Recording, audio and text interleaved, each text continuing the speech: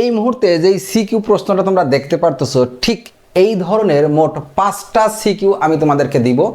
এই 5টা সিকিউ যদি কোনো স্টুডেন্ট বুঝে বুঝে করতে পারে, এই 5টা সিকিউ এর ভিতরে কিন্তু চতুর্থ অধ্যায়ের সকল ধরনের আইটেম আমি ইনক্লুড করে দিছি। তার মানে এই 5টা সিকিউ থেকেই বোর্ড পরীক্ষায় 100% প্রশ্ন কমন আসবে। এই 5টা সিকিউ খুব সতর্কতার সাথে কোন আইটেমটা কিভাবে আমি করাচ্ছি এইগুলো বুঝে বুঝে যদি তুমি শিখতে পারো, তাহলে কিন্তু তুমি চতুর্থ অধ্যায় থেকে 10 মার্ক নিশ্চিত বোর্ড পরীক্ষায় পেতে যাচ্ছ। সরাসরি চলে যাচ্ছে এই ক্লাসের এই সিকিউটা সমাধান করার জন্য। খেয়াল করে দেখো, এটা হলো 1 নম্বর প্রশ্ন। আমাদের এইখানে একটা টেবিল দেওয়া আছে দৃশ্যকল্প 1 এ এবং দৃশ্যকল্প 2 তে একটা লিস্ট দেওয়া আছে, বাট এইটা হলো নেস্টেড লিস্ট। যারা তোমরা লিস্ট সম্পর্কে ধারণা রাখো তারা বলতে পারবা এটা হলো নেস্টেড লিস্ট, আর এটা একটা টেবিল। গ নম্বর প্রশ্নে বলা আছে টেবিলটির HTML কোড লেখো। সহজ কথা, এই টেবিলটার কোড লিখতে হবে, যেখানে result.png, এই যে result.png এর সাথে www.google.com এর সংযোগ করা আছে, যা নতুন ট্যাবে বা নতুন ট্যাবে, এটা হলো নতুন ট্যাব বললে ভালো হবে, যা নতুন ট্যাবে প্রদর্শিত হবে। তো আমরা প্রথমে গ নম্বর প্রশ্নের উত্তরটা একটু করে ফেলি। দেখো, আমরা যখন কোনো টেবিল, কোনো লিস্ট, এক কথায় HTML কোড লিখবো, তখন আমরা HTML এর যে বেসিক স্ট্রাকচার আছে ওই বেসিক স্ট্রাকচারের ভিতরে লিখব। তো বেসিক স্ট্রাকচারটা আমি প্রথমে লিখে নিচ্ছি। খেয়াল করে দেখো, আমরা লিখবো এভাবে লেফট অ্যাঙ্গেল ব্র্যাকেট, তারপরে এই যে ডক টাইপটা লিখে দিব, ডক টাইপ স্পেস দিয়ে HTML, তারপরে আমরা এখানে সরাসরি HTML ট্যাগটা ব্যবহার করব, তারপরে হেড ট্যাগ, তারপরে টাইটেল ট্যাগ, স্ল্যাশ টাইটেল, তারপরে স্ল্যাশ হেড, তারপরে বডি ট্যাগ, তারপরে স্ল্যাশ বডি স্ল্যাশ HTML। যে কোনো প্রশ্নের উত্তর লিখতে গেলে তাহলে আমরা সরাসরি, এক কথায় HTML কোড লিখতে বলছে এমন সকল প্রশ্নের উত্তর আমরা লেখার ক্ষেত্রে এই বেসিক গঠনটা লিখে নিব। এই বেসিক গঠনটা লেখার পরে আমাদের যে কোড লিখতে বলা হয়েছে ওই কোডটা আমরা এই ওপেনিং বডি এবং ক্লোজিং বডির মাঝখানে ঠিক এইখানে লিখব। এই বেসিক গঠনের ভিতরে এইখানে যে টাইটেলটা দেখতে পাচ্ছ, এই টাইটেলটা কিন্তু একটা গুরুত্বপূর্ণ বিষয়। এই টাইটেলে দেখবা অনেক সময় প্রশ্নে অনেক কিছু দিয়ে দিতে বলবে। যেমন 2025 সালের একটা প্রশ্নে বলা ছিল যে টাইটেলে অপুস পেজ লেখাটি প্রদর্শিত হবে। তার মানে যখন টাইটেলে কিছু দিতে বলবে তখন আমরা টাইটেলে ঠিক সেইটাই ব্যবহার করব, আর যখন দিতে না বলবে তখন আমরা নিজেদের ইচ্ছা মতো টাইটেলে কোনো একটা কিছু লিখে দিব। যেমন আমি এখানে লিখতেছি যে এটা HTML পেজ তৈরি করতেছি, HTML পেজ, ঠিক আছে, HTML ভাষার সাহায্যে যেহেতু আমরা পেজ তৈরি করতেছি, তো সেক্ষেত্রে আমি HTML পেজ লিখে রাখলাম। এখানে তুমি HTML কোড বা মাই ফার্স্ট পেজ এরকম যা মন চাই টাইটেল একটা তুমি লিখে রাখো। তুমি যদি টাইটেল ফাঁকাও রাখো তারপরেও তোমার প্রশ্নের নাম্বার কাটবে না, সুতরাং চিন্তার কোনো কারণ নেই। আমরা বডি ট্যাগের ভিতরে যেই কোডটা মূলত লিখবো, এই টেবিলটার HTML কোড লিখবো। তো একটা টেবিল তৈরি করতে গেলে প্রথমেই এই সিরিয়ালটা মনে রাখবা। পরীক্ষার প্রশ্নে যখন এরকম একটা টেবিল দেওয়ার পরে তোমাকে বলবে টেবিল তৈরি করো, তখন তুমি টেবিল ট্যাগটা বসাবা। প্রথম কাজ টেবিল ট্যাগ, এইখানে ঠিক চমৎকারভাবে এইভাবে টেবিল ট্যাগটা বসাবা। টেবিল ট্যাগের সবসময় বর্ডার নামক যে অ্যাট্রিবিউটস, এই যে দেখো এই যে দাগগুলো দেখতেছো, এই দাগগুলোকে বর্ডার বলা হয়। তো টেবিলটাকে সবসময় একটা স্পেস দিয়ে তুমি বর্ডার অ্যাট্রিবিউটসটা বসাই দিবা। বর্ডার টেবিলটাকে এভাবে ঠিক বর্ডার অ্যাট্রিবিউটসটা দিয়ে দিবা। বর্ডার অ্যাট্রিবিউটসের ভ্যালু সর্বদা 1 ব্যবহার করবা, ঠিক আছে। আর এখানে আরেকটা গুরুত্বপূর্ণ পয়েন্ট বলে রাখি যে টেবিলের একটা সেল থেকে আরেকটা সেল, একটা সেল থেকে আরেকটা সেলের মধ্যবর্তী যে দূরত্ব, যেটাকে সেল স্পেসিং বলা হয়, ওই সেল স্পেসিং অ্যাট্রিবিউটসটা তুমি দিতে পারো, সেক্ষেত্রে ভ্যালু থাকবে 0। মানে এইখানে একটা সেল থেকে আরেকটা সেলের কোনো দূরত্ব নাই, সুতরাং সেল স্পেসিং 0। তো এটা দিলেও যা হবে, না দিলেও ঠিক এমনই দেখা যাবে, ডিফল্ট ভাবে এরকম দেখা যাবে। সুতরাং আমরা সেল স্পেসিং 0 ওই অ্যাট্রিবিউটসটা ব্যবহার করব না, কারণ ব্যবহার করতে যে যদি ভুল হয়, কোনো জায়গায় ইনভার্টেড কমা বা বানান কোনো কিছু ভুল হয়, তাহলে কিন্তু একটু প্রবলেম হবে। তো সেক্ষেত্রে আমরা সেল স্পেসিং দিব না, সেল প্যাডিংটা দিব না, না দিয়ে সরাসরি টেবিল স্পেস বর্ডার এভাবে রেখে দেব। দেন এরপরে প্রথম তাহলে টেবিল ট্যাগ। 2 নম্বরে আমরা দেখব এই যে টেবিলের উপরে এই নামটা আছে কিনা। টেবিল তো দেখতেই পারতেছো, টেবিলের উপরে দাগের বাহিরে দেখো এ সিম্পল টেবিল এরকম একটা নাম থাকবে। এই নাম যদি থাকে এটাকে বলা হয় টেবিলের পরিচয় বহনকারী নাম, টেবিলের নামটা আর কি। তো টেবিলের নাম যদি থাকে এইটা আমরা দেওয়ার জন্য ক্যাপশন ট্যাগ ব্যবহার করব। কোন tag? Caption tag. Caption tag দিয়ে আমরা লিখে দিব এ সিম্পল টেবিল। তাহলে আমরা ক্যাপশনটা দিয়ে নিলাম, দুইটা কাজ করলাম কিন্তু, প্রথমে টেবিল ট্যাগ, দ্বিতীয়তে ক্যাপশন ট্যাগ। 3 নম্বর কাজ, 3 নম্বর একটা রো শুরু করব। এই দেখো একটা রো, টেবিলের রো গুলো তোমাকে কিন্তু ভালোভাবে চিনতে হবে। এটা একটা রো, এটা একটা রো, এটা একটা রো, মোট 3টা রো আছে এই টেবিলে। তো আমরা রো শুরু করব, এক একটা রো শুরু করব ঠিক এইভাবে টিআর দিয়ে একটা টেবিল রো শুরু করে দিব, ঠিক আছে? Table row. এইখানে গুরুত্বপূর্ণ একটা পয়েন্ট তোমাকে মনে রাখতে হবে সর্বদা, আমরা যে এই রোটা করতেছি, দেখো এই যে এই রোটা, এই রোটা, এই যে এই লেখাটা, এই রোটা, এই যে এইটা দেখো এইটা। তো এই রোর ফার্স্ট রোর যখন এই ঘরটা লিখতে যাব বা এই সেলটা তৈরি করতে যাব তখন দেখবো আইসিটি লেখাটা চলে আসবে। তো আইসিটি লেখাটা এই সেলের ভিতরে এটা মিডিলে আছে, ঠিক মাঝখানে, মাঝখানে থাকলে আমরা অ্যালাইন সেন্টার দিই। তারপর দেখো এই লেখাটাও ঠিক এই সেলের মাঝখানে আছে।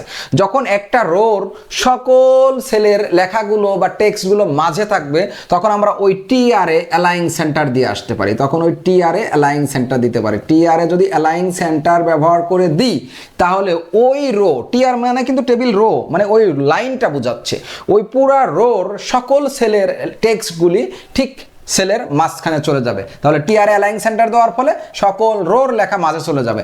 এরপরে ফার্স্ট যেই সেলটা, এই যে এইটা, আমরা একটা লাইন শুরু করছি মাত্র, এখন এই যে এই লাইনটা শুরু করছি, তীর চিহ্ন দিয়ে রাখছি, এই লাইনের প্রথম সেল এই যে এইটা।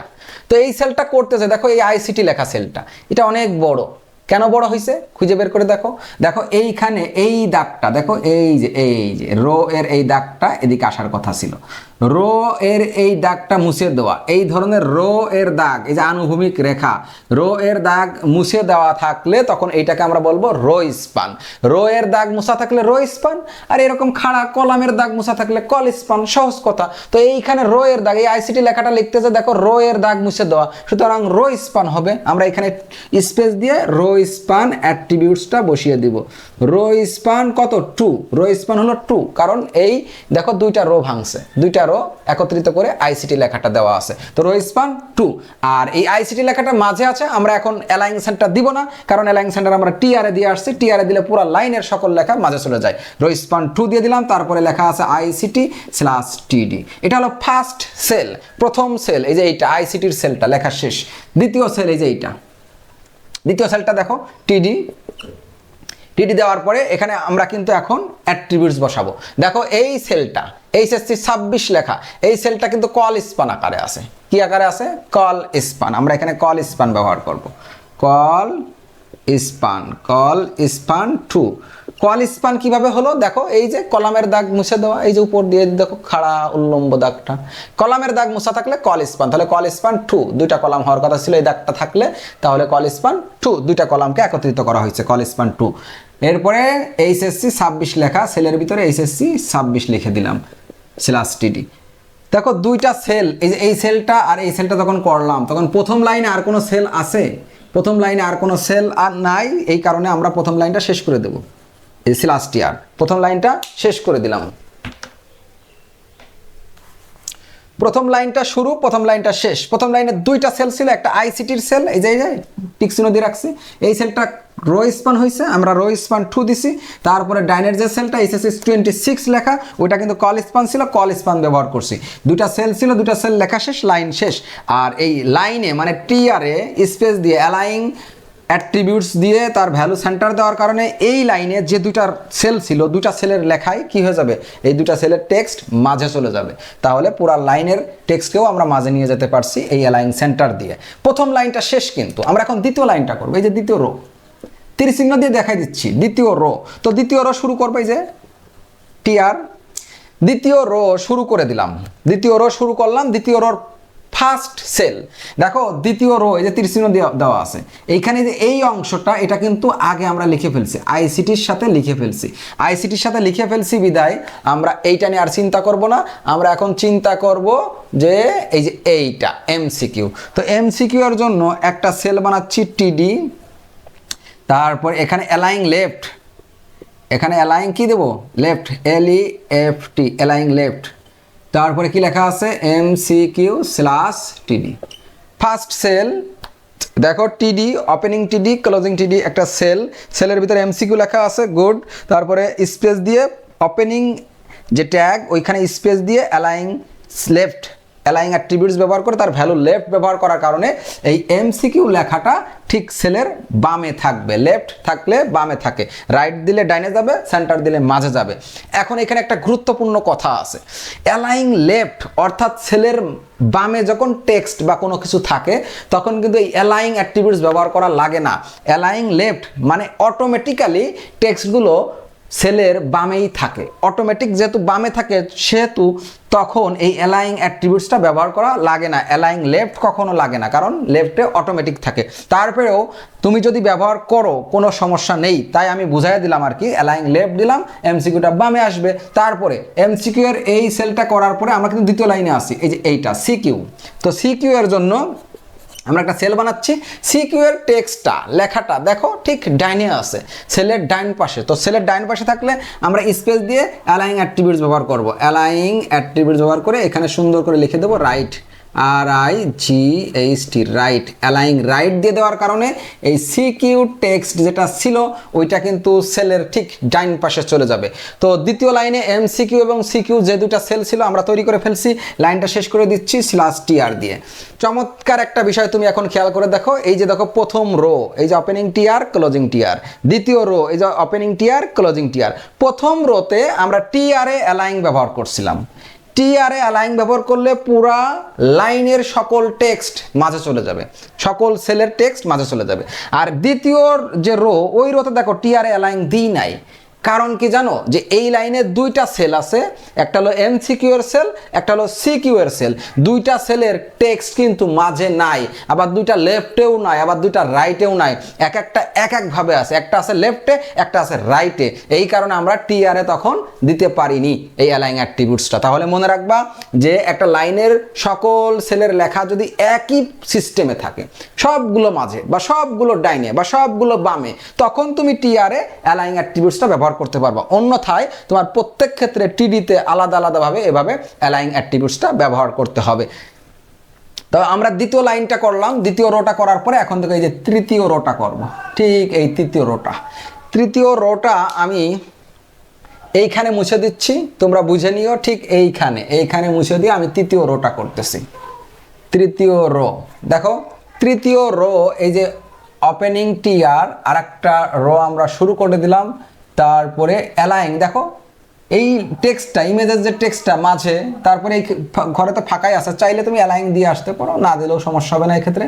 তো অ্যালাইং আমি কি দিব সেন্টার, রোতে অ্যালাইং সেন্টার দিলাম, তার মানে এই রো এর ভিতরে যতগুলি সেল আছে প্রত্যেকটা সেলের টেক্সটগুলো ঠিক মাঝে চলে যাবে, ঠিক আছে। তো প্রথম এই 3 নম্বর রোর প্রথম যে সেল এই যে এইটা, তো প্রথম সেলটা করার জন্য আমরা TD ট্যাগ ব্যবহার করতেছি। TD ট্যাগে আমরা এখন অ্যাট্রিবিউটস বসাবো। দেখো এই সেলে দেখো এই সেলটা এই যে দেখো খাড়া দাগটা মুছে দেওয়া, তার মানে কি কলামের দাগ মুছে দেওয়া, এটাকে বলা হয় কল স্পান। এই ধরনের দাগ মুছে দেওয়া থাকলে কল স্পান, আর রো এর দাগ এই যে এরকম দাগ মুছে থাকলে রো স্পান। সুতরাং এখানে যেহেতু দেখতে পাচ্ছ এই দাগটা এরকম টেনে নিয়ে আসা যায়, সুতরাং এটা হলো কল স্পান। আমরা এখানে স্পেস দিয়ে কল স্পান অ্যাট্রিবিউটসের ভ্যালু দেব 2, কল স্পান 2 দিয়ে দিলাম। স্পেস সবসময় মনে রাখবা, ট্যাগের পরে স্পেস দিয়ে অ্যাট্রিবিউট বসানো হয়, তো কল স্পান 2 দিয়ে দিলাম। এরপরে খুবই গুরুত্বপূর্ণ বিষয় এখানে খেয়াল করতে হবে যে এরপরে সেলের ভিতরে যা আছে আমরা তো সেইটা লিখি, তাই না? সেলের ভিতরে যা আছে সেইটা লিখি। দেখো রেজাল্ট ডট পিএনজি ডট এখানে কতগুলো লিখে দিই, দেখো ডট জেপিজি, তারপরে ডট মনে করো JPEG dot PNG dot GIF dot SVZ বা এসভিজি জেড ডট OFP.BMP.ICO। এই যে এইরকম কতগুলো এক্সটেনশন তোমাকে জানতে হবে। ঠিক আছে, এই এক্সটেনশনগুলো যদি কখনো কোনো নামের পাশে পাও তাহলে বুঝে নিব এটা একটা ছবি মানে ইমেজ। তো যে এখানে দেখো রেজাল্ট ডট পিএনজি, তার মানে এই রেজাল্ট ডট পিএনজি এটা একটা ইমেজ। তো ইমেজ তৈরি করতে হবে, ইমেজ তৈরি করার জন্য ইমেজ ট্যাগ বসাইতে হবে। কিন্তু প্রশ্নটা খুব কেয়ারফুলি পড়বা, যেখানে রেজাল্ট ডট পিএনজি এর সাথে www.google.com এর সংযোগ করা আছে, যা নতুন ট্যাবে প্রদর্শিত হবে। চমৎকার বিষয়, এখানে ইমেজ তো আছেই এবং ইমেজের সাথে লিঙ্ক করা আছে। কাকে? গুগলকে। মনে রাখবা, যার সাথে লিঙ্ক করা হয় ঠিক তার আগে একটা অ্যাঙ্কর, ওপেনিং অ্যাঙ্কর, এবং তারপরে একটা ক্লোজিং অ্যাঙ্কর। যার কারণে আমরা এই ছবি বসানোর আগেই, আমরা এখানে এই ছবিটা বসানোর আগেই কিন্তু আমাদের কি করতে হবে? অ্যাঙ্কর ট্যাগটা ব্যবহার করতে হবে। অ্যাঙ্কর ট্যাগ এইটা কিন্তু একা একা কাজ করবে না, এর একটা আবশ্যিক অ্যাট্রিবিউটস আছে যার নাম হলো এইচ রেপ। আমরা ঠিক অ্যাঙ্কর ট্যাগের পরে এভাবে স্পেস দেব, তারপরে আমরা এভাবে এইচ রেপ নামক যে অ্যাট্রিবিউটসটা আছে, হাইপারলিঙ্ক রেফারেন্স বোঝায়, এই অ্যাট্রিবিউটসটার ব্যবহার করব। এবং অ্যাট্রিবিউটসটার ভ্যালু সর্বদা ঠিক যেইটার সাথে লিঙ্ক করা, মানে যেখানে যাইতে বলে। দেখো রেজাল্ট ডট পিএনজি এর সাথে কার লিঙ্ক করা আছে? www.google.com। এই google.com যে অ্যাড্রেসটা, এইটা বসাবো আমরা এইখানে। অ্যাড্রেসটা এই স্টেপের যে ভ্যালু, এই ভ্যালুটা অর্থাৎ অ্যাড্রেসটা বসানোর ক্ষেত্রে আমরা প্রথমে https:// এই প্রোটোকলটা লিখে নেব। প্রোটোকলটা লেখার পরে আমরা ঠিক অ্যাড্রেসটা দেখে দেখে লিখে দিব www. তারপরে কি আছে? google.com, google.com, GOOGLE, Google. দেখো এইখানে স্পেস স্বল্পতা, তারপর আমি এই ওয়ান মুছে দিচ্ছি প্রয়োজনে, .com।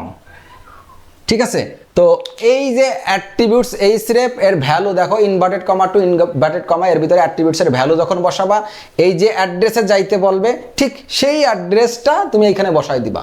মনে রাখবা, এখানে HTTPS বা HTTP এই প্রোটোকলটা থাকলেও তুমি ব্যবহার করবা, যদি না থাকে তাও ব্যবহার করবা। দেখো এই গুগল এর অ্যাড্রেসের পূর্বে এই HTTPটা ছিল না, আমি তাও ব্যবহার করছি, ব্যবহার করবা। তো ব্যবহার করলাম। এখন আর একটু খেয়াল করতে হবে, দেখো এর সংযোগ করা আছে যা নতুন ট্যাবে প্রদর্শিত হবে। যখন কোনো হাইপার লিঙ্ক মানে লিঙ্ক করার ক্ষেত্রে যখন তোমার নতুন ট্যাবের কথা বলবে, নতুন ট্যাবে প্রদর্শন, নতুন ট্যাবে ওপেন, এই ধরনের কথা বলে দিলে তুমি মনে রাখবা যে অ্যাঙ্কর ট্যাগের আরো একটা অ্যাট্রিবিউটস আছে, ওইটা ব্যবহার করতে হবে। আরেকটা অ্যাট্রিবিউটস কি? সেটা হলো টার্গেট। আমাদের এইখানে স্পেস স্বল্পতার কারণে আমি এই নিচের দিকে এইখানে লিখতেছি, সেটা কি হবে? টার্গেট। গেট অ্যাট্রিবিউটসটা ব্যবহার করতে হবে। টার্গেট অ্যাট্রিবিউটসের ভ্যালু সর্বদা আন্ডারস্কোর ব্ল্যাঙ্ক দিতে হবে। কি দিতে হবে? Underscore blank. ঠিক আছে, টার্গেট অ্যাট্রিবিউটসের ভ্যালু দিবা কি? আন্ডারস্কোর ব্ল্যাঙ্ক, হাইপেন না কিন্তু, মাঝে না, নিচের দিকে আন্ডারস্কোর ব্ল্যাঙ্ক। এইখানে অ্যাঙ্কর ট্যাগে তাহলে দুইটা অ্যাট্রিবিউটস বসাইলাম, স্পেস দিয়ে একটা এইচ রেপ যার ভ্যালু ওই যে অ্যাড্রেসে যাইতে হবে ওই অ্যাড্রেসটা, আর তারপরে এটার পরে স্পেস দিয়ে, তোমাদের খাতায় যদি জায়গা থাকে স্পেস দিয়ে পরে এই যে এটা বসাবা, স্পেস দিয়ে টার্গেট যার ভ্যালু দিলাম আন্ডারস্কোর ব্ল্যাঙ্ক। টার্গেটটা কেন ব্যবহার করলাম? নতুন ট্যাবে প্রদর্শন করতে বললে টার্গেট ব্যবহার করতে হয়। এই যে অ্যাঙ্করটা একটা বসালাম, ওপেনিং অ্যাঙ্কর, এটা কোথায় বসাইতে হয়? যেইটাতে ক্লিক করতে বলে বা যেটার সাথে লিঙ্ক করা থাকে। লিঙ্ক করা আছে কার সাথে? ছবির সাথে। ছবির সাথে লিঙ্ক করা, তাহলে ছবির সাথে লিঙ্ক করা বিধায় ছবির পূর্বে আমরা অ্যাঙ্কর ট্যাগ বসালাম। ঠিক আছে, এখন অ্যাঙ্কর ট্যাগ বসানোর পরে ওই ছবিটা বসাইতে হবে। এখন ছবিটা বসাবো। দেখো ছবি বসানোর ক্ষেত্রে বা ছবি যুক্ত করার ক্ষেত্রে আমরা আইএমজি ট্যাগ ব্যবহার করব। আইএমজি ট্যাগ এটা কিন্তু একা একা কাজ করে না, এর আবশ্যিক একটা অ্যাট্রিবিউটস আছে, স্পেস দিয়ে সেটা আমরা বসিয়ে দেবো SRC, সোর্স। এটা দ্বারা বোঝাচ্ছে সোর্স। এই সোর্সের ভ্যালু সর্বদা মনে রাখবা, এই যে ছবির যে নামটা থাকে ওইটা হয় result.png। এই সোর্স অ্যাট্রিবিউটসটা বসিয়ে দেবো, যার ভ্যালু দেব result.png।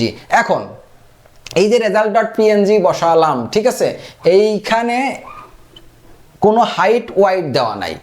হাইট ওয়াইড থাকে কিভাবে? এই যে এরকম, মনে করো 500x600 পিক্সেল, এরকম দিয়ে হাইট ওয়াইড দেওয়া থাকে। যদি হাইট ওয়াইড দেওয়া থাকে আমরা দিব, যদি দেওয়া না থাকে আমরা দিব না। আপাতত এই প্রশ্নে আমি হাইট ওয়াইড রাখি নাই, তাহলে আমরা হাইট ওয়াইড দিচ্ছি না। আর ইমেজের পরে আমরা ঠিক ক্লোজিং অ্যাঙ্করটা দিয়ে দেব। দেখো এখানে খুব ভালোভাবে খেয়াল করো যে এই সেলের ভিতরে মূলত ছিল একটা ইমেজ, সেই ইমেজ এই যে এইটা, ইমেজ স্পেস SRC, ভ্যালু হিসাবে ইমেজের নামটা এক্সটেনশন সহ নামটা ব্যবহার করব। আর এই ইমেজের সাথে লিঙ্ক করা, যার সাথে লিঙ্ক করা থাকে তার আগে ওপেনিং অ্যাঙ্কর, তারপরে ক্লোজিং অ্যাঙ্কর। আর ওপেনিং অ্যাঙ্করে এই এইচরেফ সর্বদা লাগে 100%, যার ভ্যালু হয় কি যেইখানে যাব বা যেটা প্রদর্শন করব দেখাবো ঠিক ওইটার অ্যাড্রেস। আর টার্গেট এর ভ্যালু আন্ডারস্কোর ব্ল্যাঙ্ক, এই টার্গেট অ্যাট্রিবিউটসটা নতুন ট্যাবে ওপেন করার জন্য। এরপরে এই সেলটা কিন্তু আর কিছু নাই, এই সেলটা আমরা শেষ করে দেবো। যেমন ওপেনিং টিডি ছিল, ঠিক এখন আমরা ক্লোজিং টিডি ব্যবহার করবো। ঠিক এইখানে ব্যবহার করে দিচ্ছি /TD, তার মানে এই যে এই সেলটা শেষ। এখন আমরা এই যে এই সেলটা তৈরি করব, এই সেলটা দেখো ওপেনিং টিডি আর এই যে ক্লোজিং টিডি, ওপেনিং টিডি ক্লোজিং টিডি একটা সেল তৈরি হলো। এই সেলের ভিতরে কিছু নাই, ফাঁকা। কোনো সেল যদি ফাঁকা রাখতে হয় তাহলে তুমি লিখবা &NBSP সেমিকোলন, &NBSP সেমিকোলন, যেটা তোমরা এবং বলে চেনো, ঠিক আছে, ইংরেজিতে এবং চিহ্ন, এই যে এবং সাইন হিসাবে চিনো, এই &NBSP সেমিকোলন এই এন্টিটিটা ব্যবহার করলে তখন তোমাদের কি হবে, ওইখানে একটা স্পেস তৈরি হয়। তো আমরা ফাঁকা সেল বোঝাতে এইটা ব্যবহার করব, ঠিক আছে। তো এই সেলটা করলাম, এই সেলটা করলাম, তার মানে কি এই রোটা শেষ হয়ে গেল, এই রোটা এখন শেষ করে দেবো /TR। এই যে রো শুরু রো শেষ, রোর ভিতরে এই যে প্রথম সেল, এই যে দ্বিতীয় সেল, ঠিক আছে। এই রোটাও শেষ করে ফেললাম। যখন এই রোটা শেষ করে দিলাম তখন এই টেবিলে কিন্তু আর কিছু নাই, পুরা টেবিলটা শেষ। আমরা টেবিলটা ক্লোজ করে দেবো, TABL, টেবিলটা ক্লোজ করে দিলাম। টেবিলটা যখন ক্লোজ করবা তখন ওই যে শুরুতে ওপেনিং বডি, ওপেনিং HTML যেগুলো শেষ ছিল ওইগুলা শেষ করবা, /body শেষ করবা, তারপরে /HTML শেষ করবা, পুরা HTMLটা লেখা শেষ করে দিব, ঠিক আছে, /HTML। এইভাবে আমরা এই ধরনের একটা টেবিলের কোড লিখতে পারি। তো পরীক্ষায়, এবারের পরীক্ষার প্রশ্নে যে দেখবা এরকম একটা টেবিল আছে, পরীক্ষার প্রশ্নে এরকম একটা টেবিল তোমরা পাবা।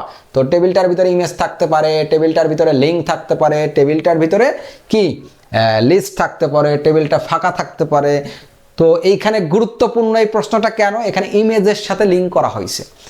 অসংখ্য প্রশ্ন তোমরা প্র্যাকটিস করতে পারো, কিন্তু ইমেজের সাথে লিঙ্ক করা এই ধরনের প্রশ্ন প্র্যাকটিস খুব কম স্টুডেন্টই করছে। আমি এইখানে ইমেজের সাথে লিঙ্ক করে প্র্যাকটিসটা করিয়ে দিলাম।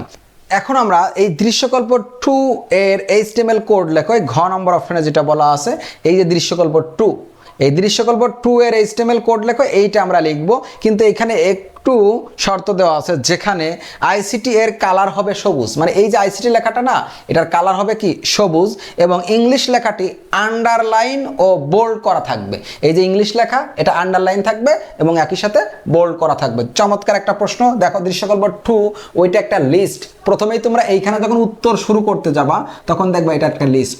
তো এটার কোড লিখতে গেলে প্রথমে বেসিক গঠনটা লিখে নিবা। আমরা বেসিক গঠনটা লিখে নিচ্ছি।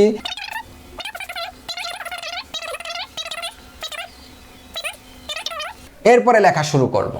আমাদের বেসিক এগুলো লিখে নেব, তারপর লেখা শুরু করব। এই টাইটেলে আমরা ইচ্ছা মতো যা মন চায় একটা দিয়ে দিতে পারি। আমরা এখানে HTML লিস্ট তৈরি করতেছি, যার কারণে HTML লিস্ট লিখে রাখলাম। দেখো এইখানে তোমরা যদি তোমরা পরীক্ষার খাতা যখন উত্তর করবা, এই যে এই লাইনটা যদি না দাও কোনো নাম্বার কাটবে না, কিছু হবে না। তোমরা যদি এই হেড থেকে এই হেড মানে হেড টাইটেল এইটা যদি উধাও করে দাও, এটা না দাও, তাও কিছু হবে না। অর্থাৎ HTML এবং বডি দিয়ে যদি তুমি উত্তর করে আসো তাহলে উত্তর কারেক্ট হবে। কিন্তু কিছু কিছু প্রশ্নে দেখবা টাইটেলে কিছু একটা দিতে বলবে। যখন টাইটেলে কিছু দিতে বলবে তখন তোমার এই হেড অংশটা, টাইটেল অংশটা লাগবেই। তাছাড়া HTML এর স্ট্যান্ডার্ড নিয়ম অনুযায়ী একটা পেজের হেড অংশ থাকবে। তো সেক্ষেত্রে এটা দিলে খুবই ভালো হবে, উত্তম হবে। আর যদি না দাও কিছু হবে না, কিন্তু যখন টাইটেলে কিছু দিতে বলবে তখন দিতেই হবে। আর এই ডক টাইপ এইটা কিন্তু দেওয়া উত্তম। HTML এর সর্বশেষ ভার্সনে কনভার্ট বুঝাইতে এটা তোমার ব্যবহার করতেই হয়, তো এটা ব্যবহার করবা, ভালো হবে। তো এই বেসিক গঠনটা, এতটুকু একটা গঠন যখন HTML কোড লিখতে বলবে এই গঠনটা লিখে নিবা। নেওয়ার পরে ঠিক শেষে যে আবার ক্লোজিং বডি ক্লোজিং HTML হবে। বডির পরে মূল লেখাটা হবে। তো মূল লেখাটা যখন লেখা শুরু করব, দেখো এইখানে যখন আমরা এই বাংলা দিয়ে শুরু করব, এইটা একটা লিস্ট বুঝাচ্ছে, বাংলা ইংলিশ ICT। দেখো কলম ধরো, এখানে কলম ধরলে বাংলা ইংলিশ ICT একটা কলামে আছে, বাংলা ইংলিশ ICT। তার মানে ফার্স্ট যে লিস্ট, মূল লিস্টটা, এখানে 3টা আইটেম আছে, বাংলা ইংলিশ ICT 3টা আইটেম। এইখানে ইংলিশের অধীনে আবার একটা লিস্ট আছে। ইংলিশের অধীনে কি লিস্ট আছে? আইতে আছে প্রিপজিশন, আবার মানে একে আছে প্রিপজিশন, দুইয়ে আছে আর্টিকেল। আর আর্টিকেলের অধীনে আবার আরেকটা লিস্ট আছে, সেখানে এ এবং অ্যান এই দুইটা আইটেম মিলে একটা লিস্ট আছে। সুতরাং এখানে এই যে প্রিপজিশন আর্টিকেল এই লিস্টটা কার? এই লিস্টটা ইংলিশের। আর এই লিস্টটা আবার আর্টিকেলের। সব কিছু মিলিয়ে এই দুইটা লিস্টই কিন্তু ইংলিশের। এই লিস্টগুলো সাব লিস্টগুলো ঠিক যে লিস্টের যে আইটেমের অধীনে থাকে তার ডাইন দিকে একটু সরানো থাকে। তো মূল লিস্টটা কিন্তু এই যে এইটা। তো মূল লিস্টে যখন বাংলা তুমি তৈরি করতে যাবা তখন তুমি দেখলেই ঠিক পাবা যে এটা আনঅর্ডার লিস্ট। মনে রাখবা প্রতীক ব্যবহার করলেই আনঅর্ডার লিস্ট। 3 ধরনের প্রতীক, আমরা ডিস্ক, সার্কেল এবং স্কোয়ার 3টা প্রতীকের নাম জানি। এই প্রতীকগুলো যখন ব্যবহার করে তালিকা তৈরি করা হবে তখন কিন্তু ওইটা আনঅর্ডার লিস্ট। তাহলে আমরা এটার কোড লিখতে গেলে প্রথমেই আমরা ইউএল ট্যাগ ব্যবহার করব, ইউএল। ঠিক এভাবে আনঅর্ডার লিস্টের ট্যাগটা ব্যবহার করে দিব। ঠিক আছে, আনঅর্ডার লিস্ট ট্যাগে কিন্তু অ্যাট্রিবিউটস হিসাবে টাইপ ব্যবহার করতে হয়। তো টাইপ এখানে দেখো স্পেস দিয়ে, ইউএল এর পরে স্পেস দিয়ে টাইপটা ব্যবহার করবা। টাইপের ভ্যালু কি দিবা? সব সময় মনে রাখবা টাইপের ভ্যালু প্রতীকের নাম। প্রতীক কি প্রতীক? এটা সার্কেল। এই প্রতীকটার নাম হলো সার্কেল। সুন্দর করে এখানে সার্কেল প্রতীকের নামটা লিখে দিবা, টাইপ সার্কেল। ঠিক আছে, ইউএল কেন ব্যবহার করছি আবারও বলতেছি, যখন প্রতীকের সাহায্যে লিস্ট করা হয় তখন ইউএল ট্যাগ, মানে আনঅর্ডার লিস্ট, ওইটা আনঅর্ডার লিস্ট। প্রতীক থাকলেই আনঅর্ডার লিস্ট, আনঅর্ডার লিস্টের জন্য ইউএল ট্যাগ। স্পেস দিয়ে টাইপ অ্যাট্রিবিউটস লাগবে, টাইপের ভ্যালু দিবা সার্কেল। প্রতিটা আইটেমের জন্য ওপেনিং এলআই, ক্লোজিং এলআই। প্রথম আইটেমটা হলো বাংলা /li। দ্বিতীয় আইটেমটা হলো ইংলিশ। এরপরে এখানে একটু খেয়াল করে দেখো, ইংলিশকে কিন্তু আমি ক্লোজ করি নাই। কেন ইংলিশকে ক্লোজ করি নাই? দেখো তোমরা একটু খেয়াল করে দেখো যে ইংলিশ কিন্তু একা একা না, অর্থাৎ ইংলিশ শেষ করে যে আমি আইসিটিতে যাব, কিন্তু ইংলিশের আরও অনেক কিছু আছে। অর্থাৎ ইংলিশের অধীনে একটা সাব লিস্ট আছে। যখন কোনো আইটেমের অধীনে আরেকটা লিস্ট থাকবে তখন ওইটাকে তুমি ক্লোজ করতে পারবা না। বাংলা যেমন খুব সুন্দরভাবে ওপেনিং এলআই, ক্লোজিং এলআই শেষ করে দিলাম, ইংলিশকে আমরা ক্লোজ করব না। না করে ইংলিশের অধীনে যেই লিস্টটা আছে ওই লিস্টটা নিয়ে চিন্তা করবো। ইংলিশের অধীনে যে লিস্টটা আছে ওটা হলো অর্ডার লিস্ট। ওটা কোন লিস্ট? ও order list. O L tag বসাবো। অর্ডার লিস্ট কীভাবে চিনবা? সংখ্যা বা অক্ষর। অর্ডার লিস্ট কীভাবে চিনবা? আবারও এখানে লিখে দিই, সংখ্যা বা অক্ষর দিয়ে যদি লিস্ট তৈরি করা থাকে ওটা হলো অর্ডার লিস্ট। আর প্রতীক দিয়ে লিস্ট করলে আনঅর্ডার লিস্ট। আনঅর্ডার লিস্টের সময় ইউএল বসাবো, অর্ডার লিস্টের সময় ওএল বসাবো। স্পেস দিয়ে টাইপ অ্যাট্রিবিউটস ব্যবহার করব। টাইপের ভ্যালু কি হয়? টাইপের ভ্যালু সর্বদা প্রথম অক্ষর হয়। দেখো টাইপের ভ্যালু এখানে আই দিব, কারণ যেই ইংলিশের অধীনে যে লিস্টটা আছে তার প্রথমটা কি? আই। তো সেক্ষেত্রে এখানে আই ব্যবহার করব। তারপরে আমরা এটা ক্লোজ করে দেব। এখানে ওএল এর ক্ষেত্রে স্টার্ট নামে আরো একটা অ্যাট্রিবিউটস বসানো যায়। মনে রাখবা স্টার্টটা কখন হয়? যখন শুরু থেকে না থাকে। এটা তো আই শুরু মানে 1, আই দ্বারা এটা আসলে রোমান সংখ্যায় 1 বোঝাচ্ছে, এটা হলো 2। তো 1 থেকেই তো শুরু, তো সেক্ষেত্রে শুরু থেকে শুরু আছে, তাই স্টার্ট লাগবে না। প্রতিটা আইটেমের জন্য opening LI, closing LI. Opening LI প্রথম আইটেমটা হলো প্রিপজিশন /li। দ্বিতীয় আইটেমটা হলো কি আছে? Article /li। দেখো আর্টিকেলকে আবার ঠিক একইভাবে ক্লোজ করব না। আর্টিকেলের এলআইটা ক্লোজ করব না। কেন ক্লোজ করব না? কারণ আর্টিকেলের অধীনে আবার লিস্ট আছে। আর্টিকেল একা না, আর্টিকেলের সাথে একটা সাব লিস্ট আছে। আর্টিকেলের অধীনে যেহেতু একটা লিস্ট আছে, সুতরাং আর্টিকেলকে ক্লোজ না করে ওই লিস্টটা নিয়ে চিন্তা করব। তো আর্টিকেলের অধীনে যে লিস্টটা আছে ওইটাও অর্ডার লিস্ট, ওইটাও একটা অর্ডার লিস্ট। কেন অর্ডার লিস্ট? এই যে দেখো সংখ্যা ব্যবহার করা হয়েছে, সংখ্যা বা অক্ষর ব্যবহার করলেই কি অর্ডার লিস্ট। তাহলে ওএল ট্যাগ বসালাম, স্পেস দিয়ে টাইপ দিবা। টাইপের ভ্যালু কি হবে? আমি আবারও বলতেছি, টাইপের ভ্যালু সর্বদা প্রথমটা হয়। দেখো রোমান সংখ্যা 3, 4, রোমান সংখ্যায় 3, 4 আছে, তার মানে রোমান সংখ্যার প্রথমটা কি? রোমান সংখ্যার প্রথমটা কিন্তু এই আই, মানে 1। ঠিক আছে, রোমান সংখ্যার প্রথমটা। টাইপের ভ্যালু সর্বদা প্রথমটা হয়। খুব ভালোভাবে খেয়াল করতে হবে, এখানে টাইপের ভ্যালু সর্বদা প্রথমটা হয়। কিন্তু এইখানে কিন্তু টাইপ যে আই ব্যবহার করলাম, তার মানে 1, 2, 3 এরকম হওয়ার কথা ছিল, কিন্তু সিরিয়ালটা শুরু হয়েছে কত থেকে? 3 থেকে। দেখো 3, 4, মানে আর্টিকেলের অধীনে যে লিস্ট আছে এটা নিয়ে চিন্তা করো। 3, 4, প্রথম 3 তারপরে 4। তো শুরুর থেকে তো নাই, 1 থেকে নাই। যখন এরকম শুরুর থেকে না থাকে তখন আমরা স্টার্ট নামে আরো একটা অ্যাট্রিবিউটস বসাবো। স্টার্ট নামে আরও একটা অ্যাট্রিবিউটস বসাবো, স্পেস দিয়ে স্টার্ট নামে আরও একটা অ্যাট্রিবিউটস বসাবো। স্টার্টের ভ্যালু বলে দিব এই যেটা কয় নম্বরে আছে, 3 নম্বর দিয়ে শুরু হয়েছে, তাহলে 3 লিখে দিব। স্টার্টের ভ্যালু সর্বদা স্বাভাবিক সংখ্যায় হয়, ন্যাচারাল নাম্বারে হবে, অর্থাৎ 1 2 3 4 5 6 আমরা যে গণনা করি না, স্টারের ভ্যালু সর্বদা নাম্বারিং হয়, একেবারেই নর্মাল সংখ্যাটা হবে। তো এটা কয় নম্বর থেকে শুরু হয়েছে দেখো, 3 4, তার মানে 3 থেকে শুরু হয়েছে, এই কারণে আমরা এই যে 3 বসাই দিলাম স্টার্টের ভ্যালু। তাহলে এইখানে গুরুত্বপূর্ণ পয়েন্ট হলো টাইপ তো দিবাই, টাইপের ভ্যালু প্রথমটা হয় সর্বদা। এইখানে প্রথমটা তুমি 3 দেখতে পারছো, তো এটা প্রথম না, মূলত রোমান সংখ্যার প্রথমটা আই, ওইটা দিবা। আর স্টার্ট কত থেকে শুরু হয়েছে, 3 থেকে, ওখানে 3 লিখে দিবা, ঠিক আছে। প্রতিটা আইটেমের জন্য আমরা কি ব্যবহার করি, এলআই, তাহলে LI/LI। পরের আইটেমটা একটু দেখো, তারপরে LI/AN/LI। দেখো এইখানে কিন্তু এন যেটা ওটা কিন্তু ক্লোজ করছি, কারণ এই এন এর অধীনে আর কোনো লিস্ট নাই, এন এর অধীনে দেখো ডান দিকে আর কোনো লিস্ট নাই, তো সেক্ষেত্রে ক্লোজ করে দিলাম। এই এন যখন ক্লোজ করলাম তখন কিন্তু খেয়াল করে দেখো এই অর্ডার লিস্টটা শেষ, এই অর্ডার লিস্টটা শেষ। এই অর্ডার লিস্টটা যখন ক্লোজ করলাম তখন একটু খেয়াল করে দেখো আর্টিকেলের যে এলআইটা, মানে আস্তে আস্তে উপরের দিকে যাবা। এই অ্যান তো শেষ করলাম, এই অর্ডার লিস্টটা ক্লোজ করলাম, এখন তুমি উপরের দিকে তাকায় দেখো আর্টিকেলটা ক্লোজ করতে হবে, আর্টিকেলটা ক্লোজ, অর্থাৎ আর্টিকেলের যে এলআই ক্লোজ বাকি ছিল ওই এলআইটা ক্লোজটা করে দিলাম। এরপর উপরের দিকে যাও, উপরের দিকে গেলে দেখবা এই ওএলটা ক্লোজ করতে হবে, এই ওএলটা ক্লোজ, এই ওএলটা ক্লোজ, ঠিক আছে। এই ওয়েলটা ক্লোজ করার পরে একটু উপরের দিকে যাও, দেখো ইংলিশের ক্লোজটা বাকি ছিল, এই ইংলিশের এলআইটা ক্লোজ করতে হবে, ইংলিশের এলআইটা ক্লোজ করতে হবে। ইংলিশের এলআই ক্লোজ করার পরে মাত্র ইংলিশ আইটেমটা শেষ হলো। ইংলিশের এলআই ক্লোজ করলাম মানে কি, ইংলিশটা শেষ হলো, ইংলিশটা এই যে পুরোটা, এই ইংলিশটা যখন শেষ হলো তখন বাকি থাকলো কে, আইসিটি, কারণ বাংলা ইংলিশ আইসিটি 3টে আইটেম ছিল মেইন লিস্টে। তো বাংলা ইংলিশ এতক্ষণ ধরে আমরা ইংলিশ শেষ করলাম, এখন আইসিটিটা শেষ করব। ঠিক এই সোজাসুজি লিখতেছি বোঝানোর জন্য সুবিধা হবে, এই যে ইংলিশটার পরে এখন আমরা আইসিটিটা শেষ করব, আইসিটি।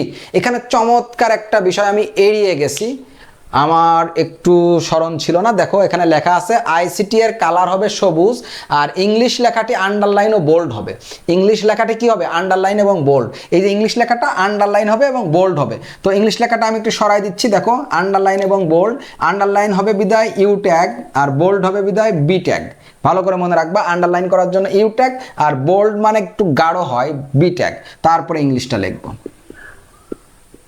ইংলিশ, তারপরে বোল্ড ট্যাগ, দুইটা ট্যাগ একসাথে থাকলে যেটা পরে থাকে ওইটা আগে ক্লোজ করবা, তারপরে আন্ডারলাইন ট্যাগটা ক্লোজ করবা। তারপরে আর যা যা ছিল তা তো আছেই, জাস্ট আন্ডারলাইন এবং বোল্ড করতে ভুলে গেছিলাম আমরা, ইংলিশের আগে আন্ডারলাইন এবং বোল্ড ট্যাগ এবং পরে ক্লোজিং আন্ডারলাইন বোল্ড ট্যাগ বসিয়ে দিলাম, তাহলে ইংলিশটা আন্ডারলাইন হবে এবং বোল্ড হয়ে যাবে। এবং আইসিটি এর কালার হবে সবুজ।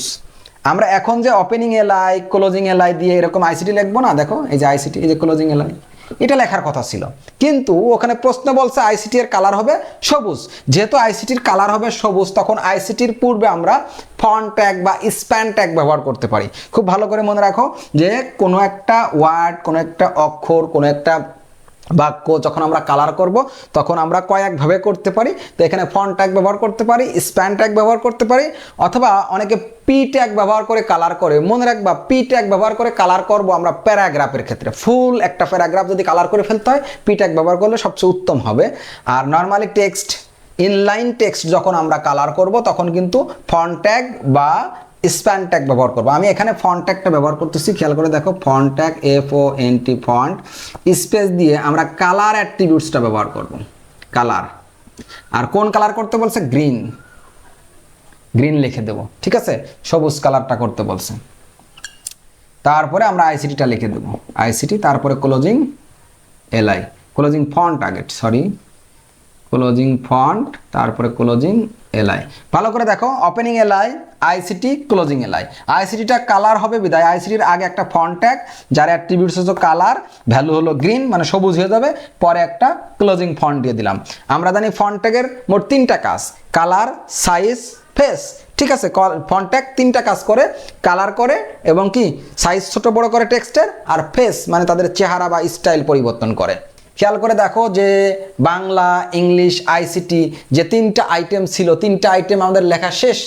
এখন তাহলে আমরা এই আনঅর্ডার লিস্টটা ক্লোজ করে দেব, UL tag close, opening UL ছিল, ক্লোজিং ইউএল, এই আনঅর্ডার লিস্টটা শেষ করে দিলাম। যখন আনঅর্ডার লিস্টটা শেষ করে দিলাম তখন আমাদের এই বডি ট্যাগটা শেষ করে দেব, স্ল্যাশ বডি, তারপরে আমাদের HTML-টা শেষ করে দেবো, স্ল্যাশ HTML। তোমরা চাইলে এরকম ডাইনে ডাইনে লিখতে পারো, নিচেই নিচেই লিখতে পারো, ঠিক আছে, যার যেমন মনে চায় তেমনভাবে লিখতে পারো। তাহলে আমরা এইখানে আজকের এই প্রশ্নে খুব চমৎকার কিছু বিষয় শেখার চেষ্টা করলাম, টেবিল তৈরি করলাম, ইমেজের সাথে লিঙ্ক করলাম, একই সাথে আমরা ঘ নম্বরে একটা নেস্টেড লিস্ট তৈরি করলাম। নেস্টেড লিস্ট মূলত অর্ডার লিস্ট, আনঅর্ডার লিস্ট এগুলো দিয়েই তৈরি করা হয়, যার কারণে আমি স্পেশালি নেস্টেড লিস্টের নামটা অতবার নিই নাই, বাট নেস্টেড লিস্ট ওইটা যখন একটা লিস্টের ভিতরে কোনো একটা আইটেমের অধীনে অন্য আর একটা লিস্ট অনুপ্রবেশ করানো থাকে তখন ওইটাকে বলা হয় নেস্টেড লিস্ট, ঠিক আছে। মানে মেইন লিস্ট থাকবে, আবার কি সাব লিস্ট থাকবে, কোনো একটা আইটেমের অধীনে ডাইনে সরিয়ে সাব লিস্ট থাকে, ওটা হলো এই পুরোটা মিলেকে এটাকে বলা হয় নেস্টেড লিস্ট। তো আমরা ঘ নম্বর প্রশ্নের উত্তর করলাম। তোমাদের কোনো কমেন্টস আছে কি না, তোমাদের যদি কোনো কমেন্টস থাকে সেটা অবশ্যই কমেন্ট বক্সে জানাবা, এবং একই সাথে এর পরবর্তী প্রশ্ন তোমরা কারা কারা চাও। আমি একটা প্রশ্ন দেখালাম, ঠিক এরকম 5টা প্রশ্ন আমি দিতে চাচ্ছি, যে এই 5টা সিকিউ প্র্যাকটিস করলেই কিন্তু পুরো অধ্যায়টা কভারেজ হয়ে যাবে। তো সেক্ষেত্রে তোমরা এর পরের প্রশ্ন যারা যারা চাও কমেন্ট বক্সে একটু জানিয়ে দাও, এবং টাইপ ভিত্তিক MCQ বা টপ 50 MCQ প্রতিটা অধ্যায় থেকে বাছাই করে আমি দেওয়ার চেষ্টা করব। তো সেক্ষেত্রে সেইগুলো যদি তোমাদের প্রয়োজন পড়ে অবশ্যই কমেন্টে জানাবা, আমি তোমাদেরকে দিয়ে দেবো। আসসালামু আলাইকুম ওয়া রাহমাতুল্লাহ।